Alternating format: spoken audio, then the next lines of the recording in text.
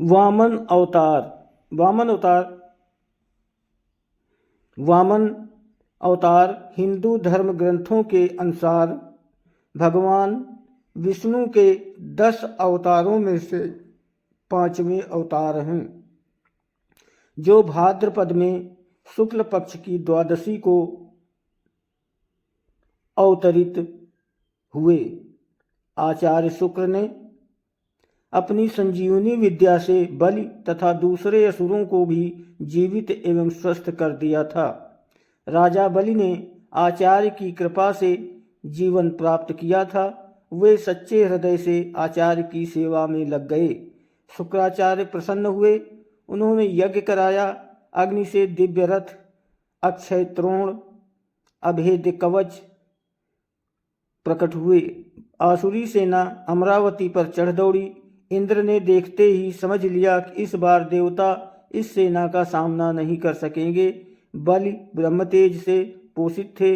दैव गुरु से के आदेश से देव भाग गए। अमरधाम असुर राजधानी बना। इंद्रत्व स्थिर करने के लिए अश्वमेघ यज्ञ कराना प्रारंभ किया। 100 अश्वमेघ यज्ञ करके बलि नियम सम्मत इंद्र बन जाएंगे, फिर उन्हें कौन हटा सकता है।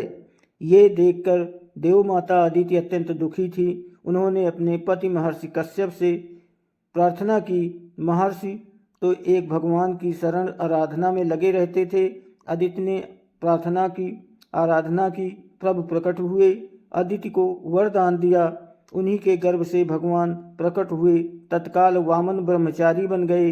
महर्षि कश्यप ने ऋषियों के साथ उनका उपनयन संस्कार संपन्न किया। भगवान वामन पिता से आज्ञा लेकर बलि के यहाँ चले। नर्मदा के उत्तर तट पर असुरेंद्री बलि अश्वमेध यज्ञ में दीक्षित थे। ये उनका अंतिम अश्वमेध यज्ञ था। छत्र, पलाश, दंड तथा कमंडल लिए जटाधारी, अग्नि के समान तेजधारी वहाँ पधारे। बलि शुक्राचार्य ऋषिगण से अभिभूत अपनी अग्नियों के साथ उठ खड़े हुए। बलि ने उनका चरण धोए, पूजन किया और प्रार्थना की कि जो भी इच्छा हो वो मांग लें। मुझे अपने पैरों से 3 पद भूमि चाहिए। बलि के कुल की शूरता, उदारता आदि की प्रशंसा करके वामन ने मांगा। बलि ने बहुत आग्रह किया कि और कुछ मांगा जाए, पर वामन ने जो मांगना था वही मांगा था। 1 पद में पृथ्वी, 1 में स्वर्ग आदि लोक तथा शरीर से समस्त नभ व्याप्त कर लिया। उन्होंने उनका वाम पद ब्रह्मलोक से ऊपर तक गया। उसके अंगुष्ठ नख से ब्रह्मांड प्रविष्ट हुआ। ब्रह्मा जी ने भगवान का चरण धोया और चरणोदक के साथ उस ब्रह्मद्रव को अपने कमंडल में ले लिया।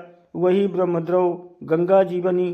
तीसरा पद रखने को स्थान कहाँ है? भगवान ने बलि को नरक का भय दिखाया। संकल्प करके दान न करने पर तो नरक होगा, इसे मेरे मस्तक पर रख लें। बलि ने मस्तक झुकाया। प्रभु ने वहाँ चरण रखा। बलि गरुड़ द्वारा बांध लिए गए। तुम अगले मनवंतर में इंद्र बनोगे, तब तक सुतल में निवास करो। मैं नित्य तुम्हारे द्वार पर गदा पाणी उपस्थित रहूँगा। दया में द्रवित हुए प्रहलाद के साथ बलि सब असुरों को लेकर स्वर्गाधिक ऐश्वर्य संपन्न सुतल लोक में पधारे। शुक्राचार्य ने भगवान के आदेश से यज्ञ पूरा किया। धन्यवाद।